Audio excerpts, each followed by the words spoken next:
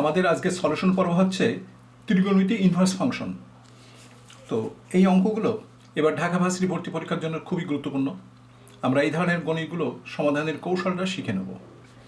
তো প্রথম অঙ্কটা দেখো এখানে তিনটে অঙ্ক আছে, ইন্টিগ্রেশনে আরও কিছু অঙ্ক আছে, আমি পরে তোমাদেরকে দেখাচ্ছি। প্রথম অঙ্কটার সলিউশন লক্ষ্য করো। দেখো, আমরা এই ধরনের অঙ্কগুলো যদি আমরা এদের নিয়মগুলো যদি আমাদের জানা থাকে তাহলে আমরা এগুলো 5-7 সেকেন্ডে সমাধান করে ফেলতে পারবো। তো প্রথমটা দেখো, 2 cos inverse 1 minus x square root এবং সমান sine inverse 1 minus x square root. তো প্রথমে আমরা এটাকে কিভাবে, দেখো এখানে বলা আছে এক্সের মান কত। তো প্রথমে আমরা কি করতে পারি সেটা লক্ষ্য করো। দেখো, এটাকে আমরা জানি যে এই জিনিস মানে এই কস ইনভার্সটাকে আমরা সাইন ইনভার্সে লিখতে পারি, সাইন ইনভার্স এক্স। অর্থাৎ এটা হচ্ছে সাইন ইনভার্সের একটা সূত্র। সাইন ইনভার্স এক্স হলো এর মানটাকে মানে 2 গুণিত এটাকে সাইন ইনভার্স এক্স বলা যায়। আবার রাইট হ্যান্ড সাইড দেখো এটাকে কস ইনভার্স এক্স লেখা যায়। কারণ তুমি যখন মানে ওই যে কি বলে ত্রিভুজ এঁকে এগুলো সমাধান করো, এটি আসবে, এটাও এটা আসবে। তো এখন যেহেতু এটা কস ইনভার্স একটা ছোট মান, 2 এর থেকে এটা ছোট, সেই জন্য এখানে আমি একটা কস ইনভার্সের সাথে সাইন ইনভার্স যোগ করে নিলাম। ঠিক লেফট হ্যান্ড সাইডেও দেখো একই কাজ করলাম। এখানে যদি একটা সাইন ইনভার্স যোগ করা যায় তাহলে 3 সাইন ইনভার্স এক্স হয়, 3 সাইন ইনভার্স এক্স হয়ে গেল। দেখো 2 ছিল, উভয় পক্ষে একটা sine x sine inverse x যোগ করে ফেললাম।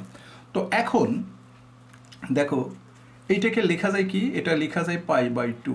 আমরা জানি এটা হচ্ছে সূত্র, এক্সের মান কস স্কয়ার কস ইনভার্স এক্স এবং সাইন ইনভার্স এক্স, এক্স যেহেতু সেম তাহলে এটাকে লেখা যায় π/2। তাহলে দেখো এখন 3 সাইন ইনভার্স এক্স, তো এই 3 এখানে চলে গেল। তাহলে এখানে কি পাওয়া যাচ্ছে, সাইন ইনভার্স এক্স সমান π/6। দেখো π/6 পেলাম। তাহলে এক্স এর মান কি হচ্ছে, এই সাইনটার দিক চলে আসলে সাইন π/6 অর্থাৎ 30 ডিগ্রি। তো সাইন 30 ডিগ্রি মান হাফ। তো বুঝতে পারছো এক্স এর মান আমরা হাফ পেয়ে গেলাম। এখন আমরা দ্বিতীয় অঙ্কটা দেখব। দেখো দ্বিতীয় অঙ্কটা, এখানে আছে কি ট্যানের যে সূত্র, আমরা দেখো এখানে ওই একইভাবে আমরা এটা সমাধান করে ফেলতে পারি, উভয় পক্ষে ট্যান এক্স যোগ করি। তাহলে এখানে কি হলো, 3 ট্যান ইনভার্স এক্স, আর রাইট হ্যান্ড সাইডে হচ্ছে দেখো কট inverse x plus tan inverse x. এখানেও এক্সের মান বের করতে বলা হচ্ছে। তাহলে এটার মান ওই আগের মতোই আমরা লিখে ফেলতে পারি, এটা হচ্ছে π/2। তো এই যে ট্যান ইনভার্স এক্সটা চলে আসলো, অর্থাৎ ট্যান ইনভার্স এক্স এই 3 এখানে চলে আসলো, ট্যান ইনভার্স এক্স সমান π/6 এটা লিখলাম। তো এখন কি হবে দেখো, এক্স সমান ট্যান π/6 মানে 1/√3। দেখো এটার মান হয়ে গেল 1, অর্থাৎ এক্স এর মান হয়ে গেল 1/√3। এরপর আমরা চলে আসলাম 3 নম্বর অঙ্ক। দেখো 3 নম্বর অঙ্ক, এই অঙ্কটা কিন্তু একটু ভিন্ন প্রকৃতির। দেখো এখানেও এক্স এর মান বের করতে বলা হচ্ছে। তো এখানে যে এই যে 2 tan inverse 1/3 cos inverse x, তো এখানে বলা হচ্ছে কস এর মান কত। তো আমরা একটা সূত্র জানি, ট্যান ইনভার্স এক্সের যে সূত্র, দেখো আমি সূত্রটাকে তোমাদেরকে এখানে লিখে দেখাই, এই জায়গাটায় লিখে দেখাই যে 2 ট্যান ইনভার্স এক্স সমান, আমি কিন্তু বাম পক্ষের এই সূত্র প্রয়োগ করছি, তাহলে cos inverse 1 minus x square by 1 plus x square. দেখো এই সূত্রটা, এই সূত্র, এটার মান হচ্ছে এটা। ঠিক আমরা এই জিনিসটাকে মানে লেফট হ্যান্ড সাইডটাকে আমরা কসের মাধ্যমে নিয়ে আসছি। তো কসের মাধ্যমে নিয়ে আসলে আমরা কি পাচ্ছি সেটা দেখো, আমরা কি করছি, কসের মাধ্যমে নিয়ে আসছি। এটা যেহেতু রাইট হ্যান্ড সাইড কস, এটাও কস। তো এখন আমরা লিখব কস, দেখো cos inverse one minus one by three whole square অর্থাৎ 1/9, ঠিক নিচেও 1/9। তো রাইট হ্যান্ড সাইড আছে কস ইনভার্স এক্স। এখন উভয় পক্ষ থেকে আমরা কস বাদ দিলাম।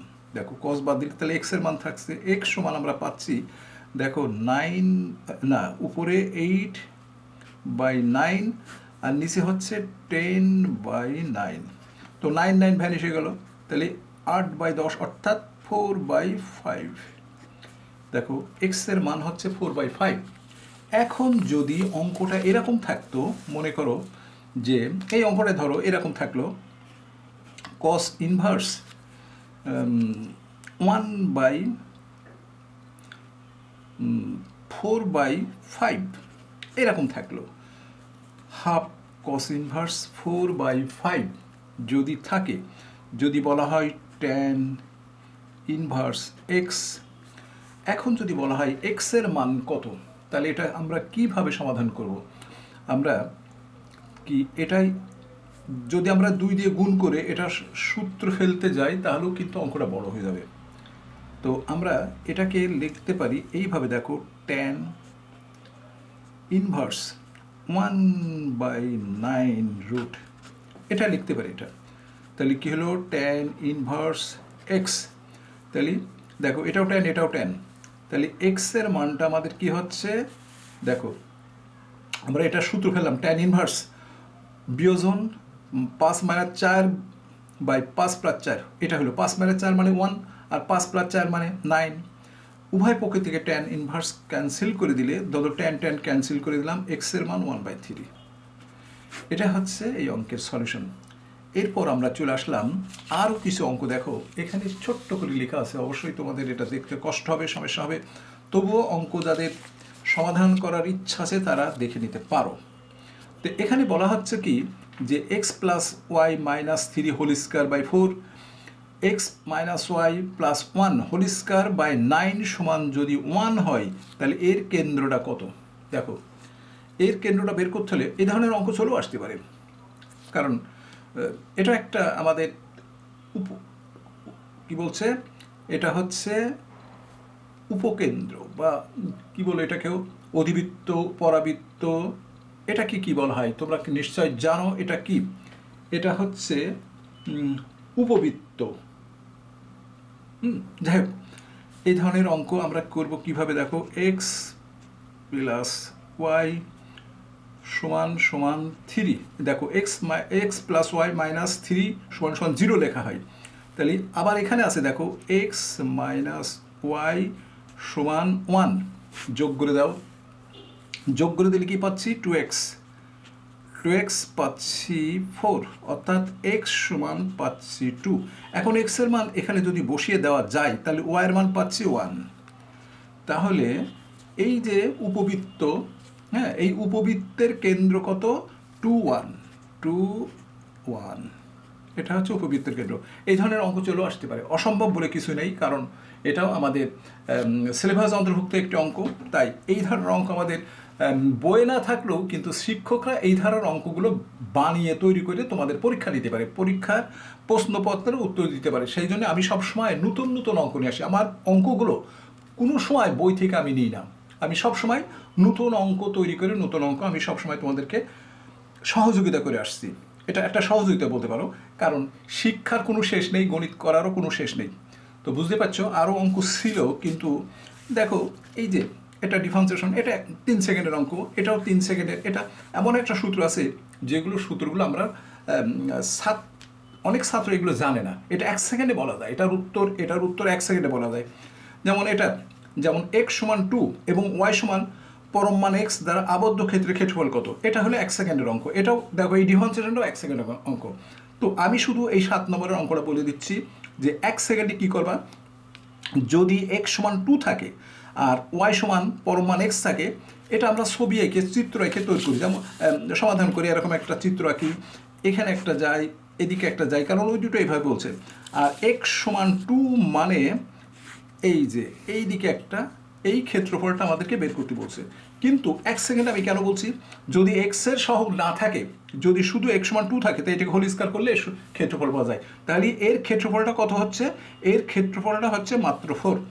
এখানে দেখো পরম মান দেওয়া মানে কি, দুটো সরলরেখা মূলবিন্দুগামী, দুটো সরলরেখাটা নেগেটিভ একটা পজিটিভ সরলরেখা, আর এক্স সমান 2, এটাকে হোল স্কয়ার করলে এটার উত্তর পাওয়া যাবে, অর্থাৎ 4।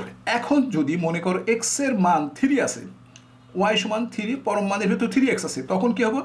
2 স্কয়ার ইন্টু 3 অর্থাৎ 12 হয়ে যাবে।